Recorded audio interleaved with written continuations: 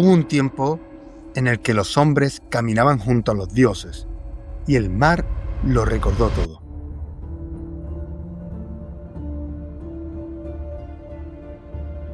Todo comenzó con una historia tan antigua que ni siquiera quien la contó por primera vez aseguró que fuera suya. Hace más de 2 milenios, el filósofo Platón escribió en sus diálogos Timeo y Critias la descripción de un continente perdido, un imperio poderoso y sabio que desapareció en una sola noche. Su nombre era Atlántida. Platón no hablaba como poeta, sino como testigo de un testigo. Decía que la historia provenía de los antiguos sacerdotes de Egipto, que la habían transmitido a Solón, uno de los 7 sabios de Grecia, y que él, a su vez, la había legado a su familia. Era una historia heredada, un eco de algo que había sucedido miles de años antes.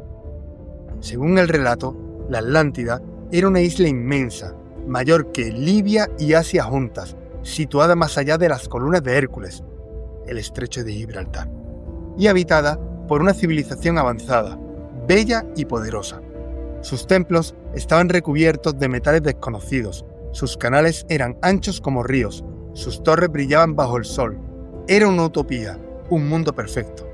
Pero el hombre, incluso en la perfección, nunca deja de mirar al abismo.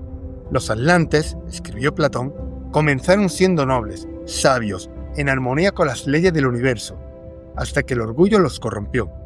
Su poder se volvió ambición, su sabiduría arrogancia. Desafiaron a los dioses, intentaron dominar el mundo conocido, y el castigo fue inmediato. En una sola noche, la tierra tembló, el cielo se partió y el océano se levantó con furia.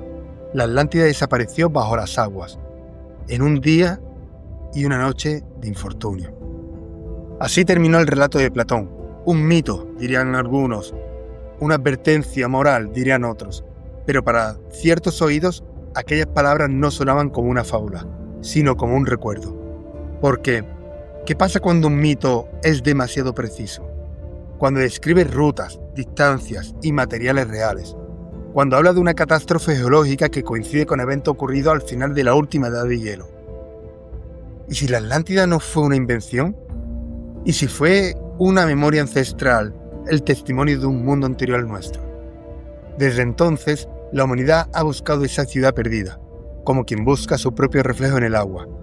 Porque quizás lo que se hundió bajo el mar no fue solo una civilización, sino el recuerdo de quienes fuimos antes de olvidar.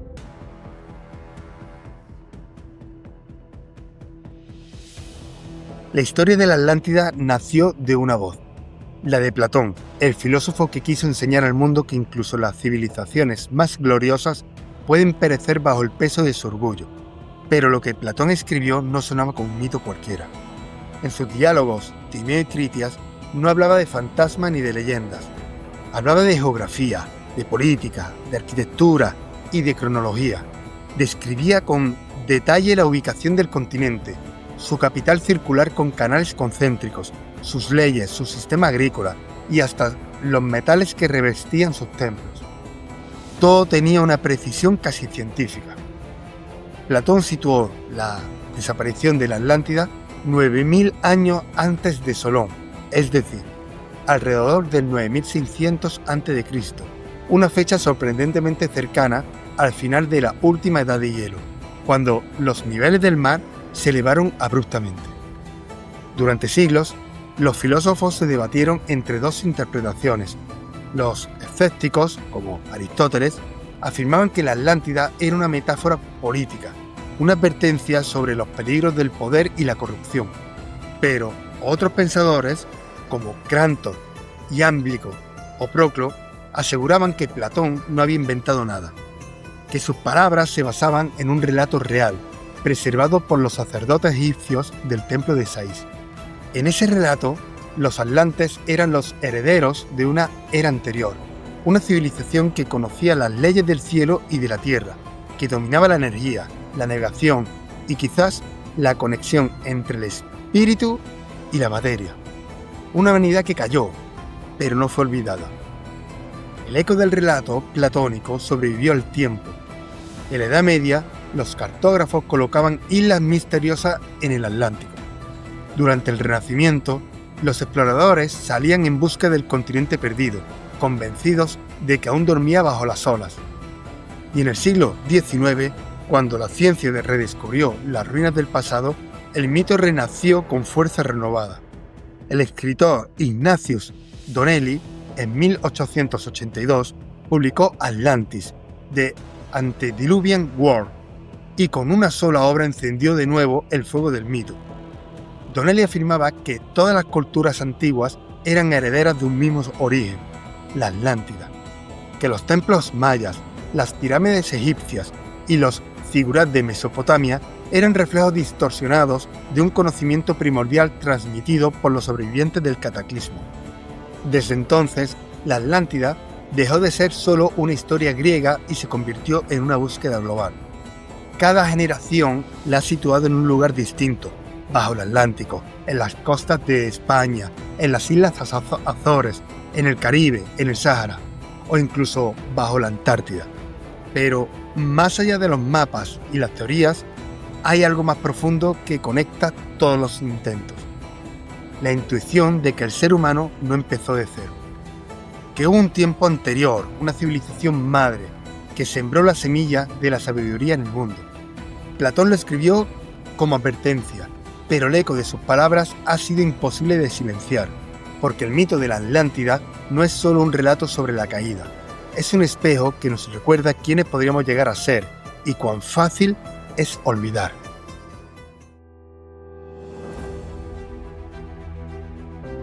Cuando las aguas se calman, la memoria flota, y aunque la Atlántida se hundió hace milenios, su eco parece haber viajado en las palabras de los pueblos que nacieron después del diluvio. En Egipto, los sacerdotes de Saís contaron a Solón que su pueblo no era el primero, sino el heredero de un ciclo anterior. Dijeron que antes del último cataclismo, los hijos de Neit, la diosa creadora, habían levantado templos y ciudades ahora perdidas. Cuando las aguas cubrieron el mundo, solo unos pocos sobrevivieron, guiados por los sabios de un continente del oeste.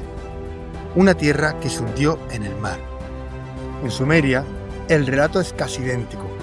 El poema de Atrahasis y la epopeya de Gilgamesh hablan de un diluvio enviado por los dioses para purificar la tierra, y de un hombre que fue advertido para salvar la semilla de la humanidad. Los dioses sumerios llegaron desde el cielo, pero sus templos estaban construidos con la orientación de las estrellas, como si recordaran un saber más antiguo que ellos mismos. En Grecia, mucho antes de Platón, existía la leyenda de Deucalión, el hombre que sobrevivió al diluvio universal y repobló el mundo lanzando piedras sobre la tierra. Esas piedras, decían los mitos, se transformaron en hombres y mujeres.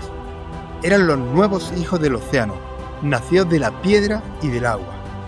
En América, las tradiciones indígenas cuentan historias sorprendentemente similares. Los mayas hablaban de una tierra llamada Aztlán, una isla luminosa más allá del mar, de la cual partieron sus antepasados después de una gran inundación. En los Andes, los incas veneraban a Viracocha, el dios blanco que emergió de las aguas del lago Titicaca, para enseñarles el fuego, la agricultura y el calendario. En México, los toltecas decían que Quetzalcóatl, el dios serpiente, llegó del este, de una tierra que había sido tragada por el océano. En todas partes, la misma melodía, distintos idiomas, un mismo recuerdo. Un mundo anterior, sabio, destruido por el agua. Incluso en los mitos nórdicos se menciona un cataclismo antiguo. El Ragnarok no fue solo el fin del mundo, sino el hundimiento de una tierra divina, Asgard. Los dioses se ahogaron en el océano y del mar nació un nuevo mundo. Los arqueólogos llaman a esto mito recurrente. Los antropólogos lo atribuyen a la memoria colectiva del trauma, pero los místicos lo llaman de otra forma, recuerdo genético. Dicen que no son cuentos, sino la memoria codificada del alma humana, transmitida de generación en generación. Porque si en todas las culturas hay un diluvio, un continente perdido y unos sabios que trajeron el conocimiento, quizás no sea coincidencia. Tal vez todos ellos sean los hijos de la Atlántida, los que escaparon cuando el mar rugió, los que cruzaron los océanos y sembraron conocimiento en las nuevas tierras. Su huella estaría en las matemáticas de los mayas, en la ingeniería de Egipto, en las piedras de Baalbek, en los mitos del Oriente. Cuando Platón hablaba de la Atlántida, quizás no se refería a un lugar exacto, sino a una herencia universal, el vestigio de una humanidad que se conocía a sí misma, que sabía que la tierra y el cielo eran uno, y que el olvido sería su castigo. Por eso, cada cultura cuenta la misma historia: el paraíso perdido, la caída, el diluvio y el renacer, porque en el fondo todos somos hijos del océano, de ese instante en el que el agua lo cubrió todo y el silencio guardó la memoria del mundo.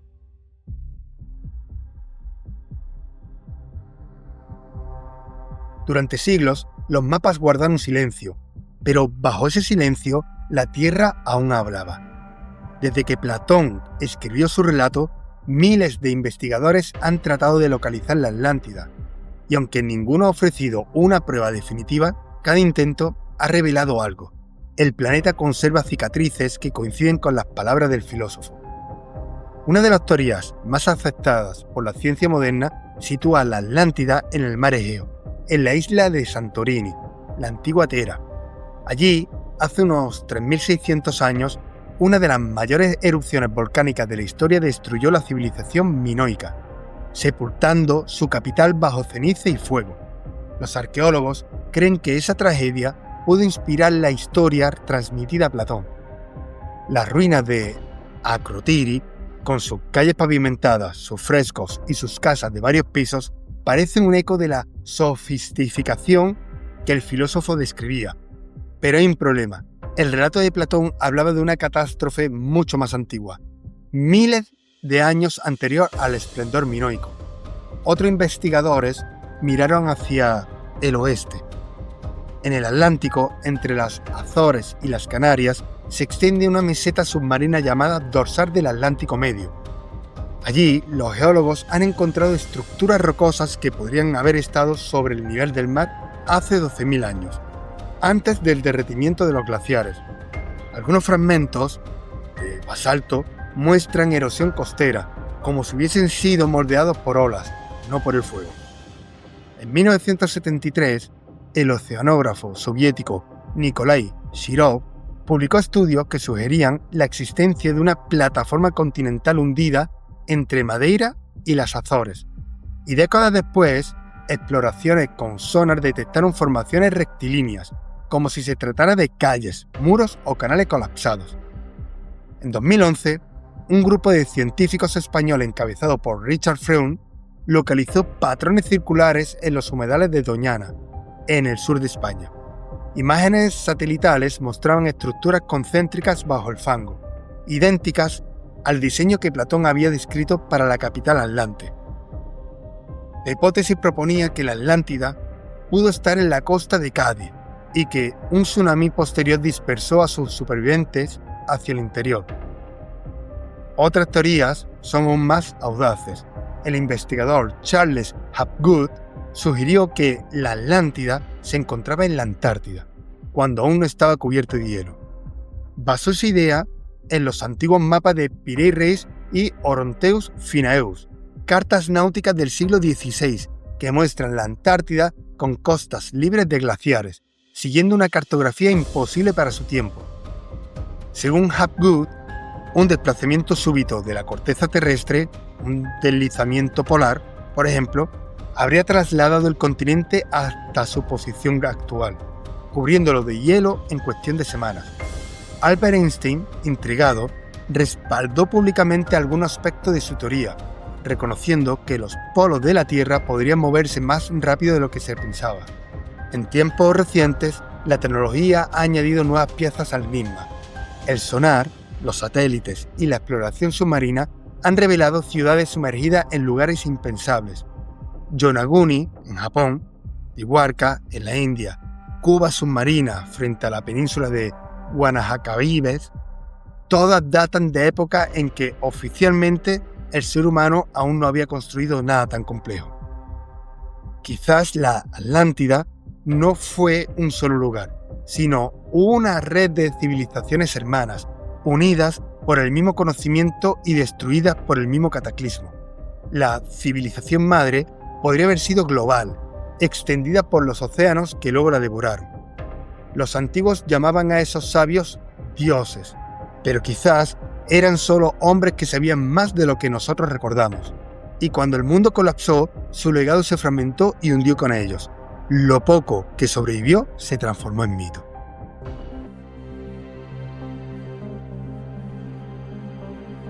Hay fechas que parecen estar escritas en los huesos de la Tierra. Una de ellas es el 9600 a.C. Es la misma que Platón menciona para la caída de la Atlántida. Y no es una cifra cualquiera, marca el final abrupto de la última edad de hielo, cuando el planeta cambió de rostro.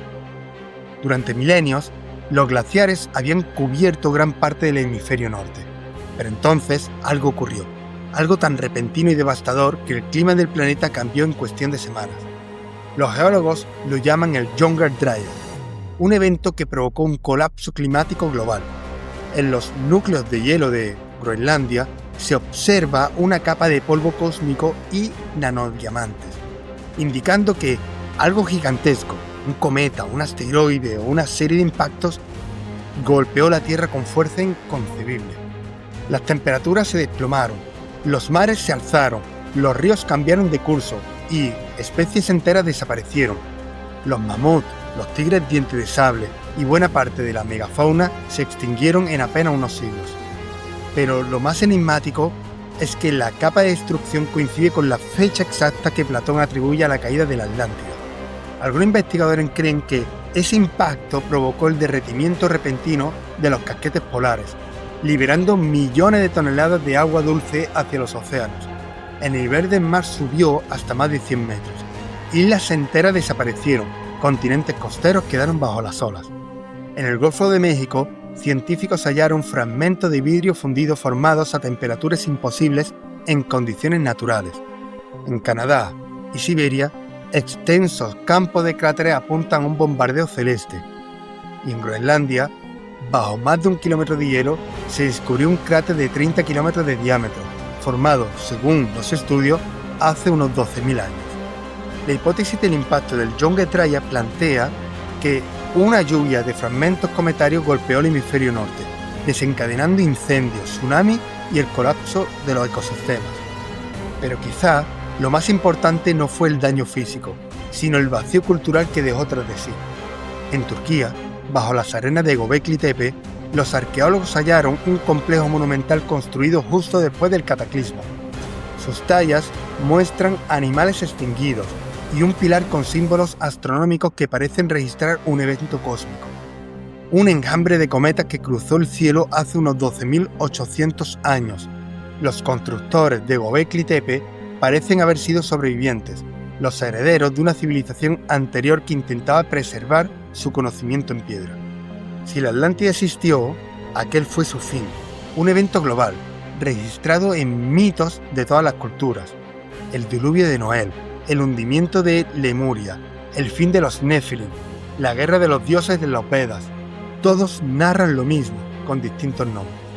Un fuego descendió del cielo, el mar rugió, la humanidad cayó, pero de las ruinas surgieron los sabios, los navegantes, los constructores, los que recordaban cómo era el mundo antes del agua, los que se convirtieron en maestros de los pueblos primitivos, enseñándoles el cultivo, la escritura, la arquitectura y las leyes de las estrellas. Quizás ellos fueron los atlantes, no los dioses de un mito, sino los supervivientes de una edad perdida, y su mayor legado no fue su tecnología ni su poder, sino su memoria, una memoria enterrada en la piedra, en los mitos, en los sueños del hombre moderno, que aún busca recordar quién fue, antes del gran olvido.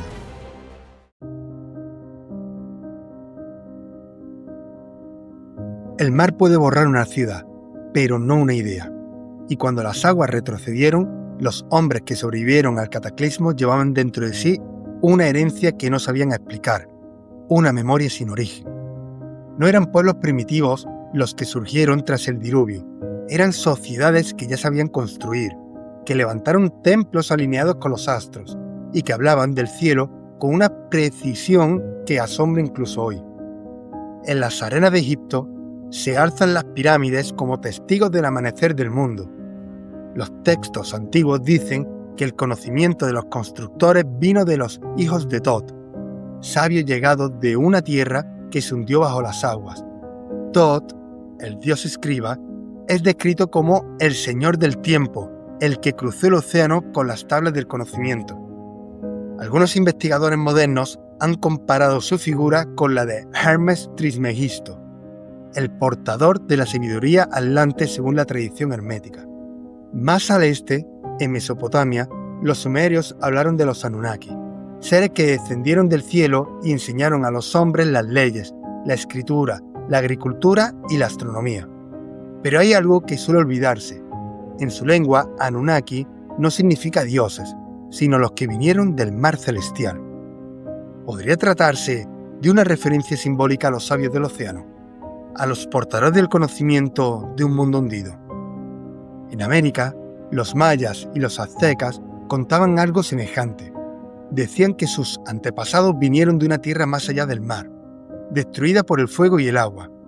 Los códices lo llamaban los Itzá, y su líder era Kukulcán, una figura luminosa que emergió de las aguas del oriente, enseñó el calendario, las matemáticas y la arquitectura, y luego prometió regresar. Su equivalente en el altiplano andino era Viracocha, el dios bárbaro que caminó por las costas del Pacífico construyendo ciudades y ordenando el mundo. Ambos, dicen las leyendas, no eran dioses, sino hombres de gran conocimiento. Los templos de Tiahuanaco, en el actual Bolivia, poseen una precisión astronómica tan exacta que los ingenieros modernos aún no comprenden su diseño. Las piedras, de cientos de toneladas, parecen cortadas con herramientas imposibles para su tiempo. ¿Quién enseñó a aquellos pueblos el arte de mover la piedra, de orientar los muros hacia los solsticios, de levantar monumentos que desafían la erosión del tiempo? El arqueólogo francés Paul Stielman, nieto del descubridor de Troya, aseguró haber encontrado tablillas egipcias que hablaban de los sabios de la Isla Blanca, refugiados tras una catástrofe que hundió su patria. En ellas se mencionaban los 7 sabios que fundaron templos en la Tierra Nueva, y los nombres coincidían con los fundadores de las ciudades sumerias, de las dinastías egipcias y de los primeros pueblos del Valle del Indo. ¿Casualidad? ¿O fragmentos de un mismo relato disperso por los siglos? Quizás la Atlántida no fue solo una civilización perdida, sino una cultura semilla, una matriz del conocimiento que germinó en distintos lugares del planeta, renaciendo bajo nuevos nombres. Las pirámides, los templos escalonados, las ciudades alineadas con Orión, podrían ser ecos de un mismo plan original, una geometría sagrada que sobrevivió al cataclismo. La ciencia puede dudar del mito, pero no puede ignorar el patrón, porque cuando el mismo diseño aparece en Egipto, México y Camboya, cuando las mismas proporciones sagradas se repiten con precisión matemática, cuando las mismas estrellas marcan el eje de cultura que jamás se conocieron, entonces surge una pregunta inevitable. ¿Y si todas recordaban lo mismo? Tal vez los atlantes no fueron dioses, ni extraterrestres, sino los guardianes de un saber que la humanidad olvidó. Y tal vez lo que llamamos civilización no comenzó de la nada, sino de los restos de un mundo que el mar ocultó, pero la memoria humana nunca dejó morir.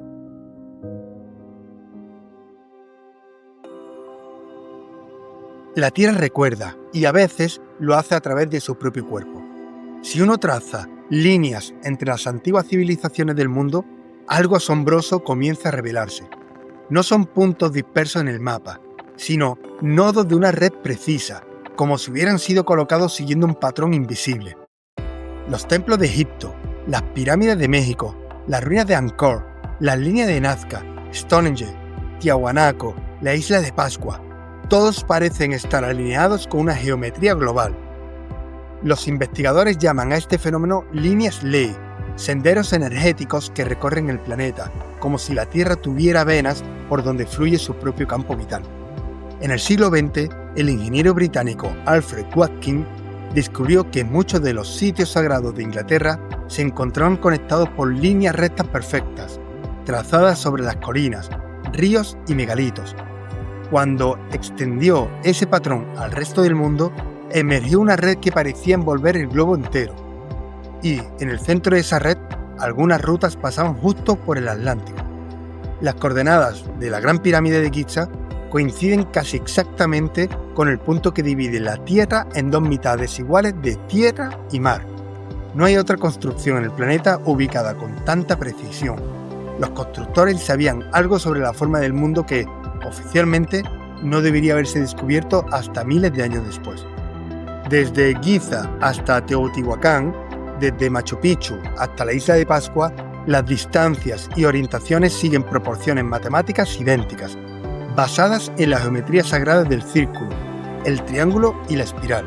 Esas mismas proporciones aparecen grabadas en templos subterráneos, en petroglifos y en códices antiguos, como si los pueblos del mundo hubieran heredado una misma forma de pensar, una misma visión del cosmos.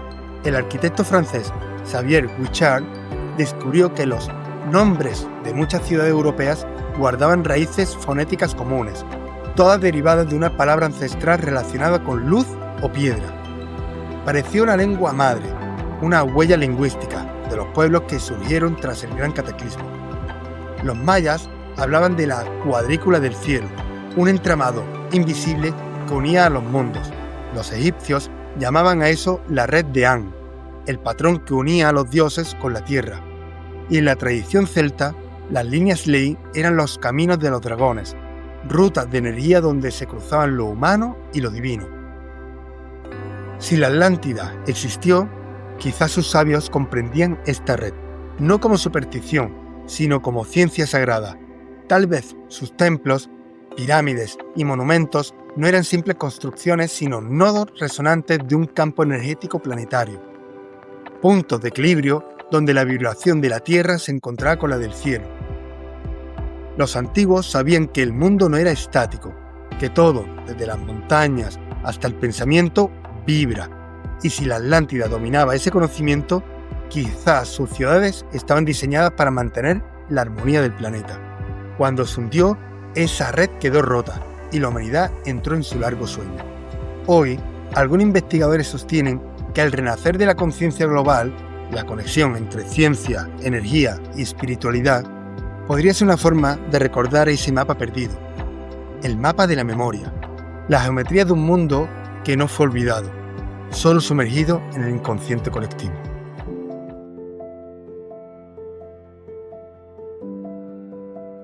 A veces, las civilizaciones no mueren, solo cambian de forma. La Atlántida, quizá, nunca fue una ciudad ni un continente, sino un estado de conciencia, una época en la que el ser humano recordaba su conexión con el cosmos, su unidad con la naturaleza, su poder de crear sin destruir. El relato de su caída, más que una tragedia, es una advertencia escrita en las aguas del tiempo, que toda civilización que olvida su origen está condenada a repetir su final. Platón decía que los atlantes fueron destruidos porque se alejaron de lo divino, que su orgullo los cegó y en su deseo de dominar la tierra olvidaron que ellos mismos eran parte de ella. Su ruina fue un espejo anticipado de lo que somos hoy. Miramos al cielo buscando respuestas, pero no escuchamos el murmullo del océano que sigue contándonos la misma historia. Cada ola que rompe contra las costas del mundo lleva fragmentos de aquella memoria. Los corales, las arenas, los restos de piedra susurran una verdad incómoda, que todo lo que asciende sin equilibrio acaba hundiéndose bajo su propio peso. Y sin embargo, el mito no termina en la destrucción. Los sobrevivientes, los hijos del océano, llevaron consigo la chispa de la Atlántida. La sembraron en templos, en símbolos, en la geometría de los astros. Esa chispa aún vive en nosotros, en nuestra sed de conocimiento, en nuestra búsqueda de sentido, en nuestra intuición que nos dice que el ser humano es más antiguo y más vasto de lo que recuerda. La Atlántida puede que se haya hundido, pero su reflejo se alza en nuestras ciudades, en nuestras máquinas, en nuestra ciencia y nuestro deseo de trascender. El peligro es el mismo, olvidar el alma mientras se conquista el mundo. Quizás el mar no la devoró como castigo, sino como acto de misericordia, para preservar su memoria hasta que la humanidad estuviera lista para comprender. Y tal vez, cada tanto, La Tierra susurra su nombre para ver si ya recordamos.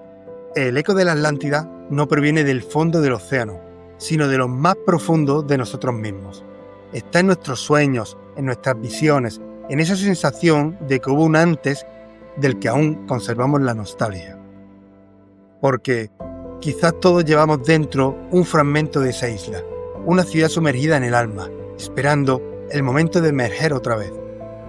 Cuando eso ocurra, cuando el ser humano recuerde quién fue, entonces la Atlántida volverá a existir, no como un lugar, sino como una frecuencia, una vibración de luz sobre el agua, una civilización que no se hunde, porque ha aprendido a flotar.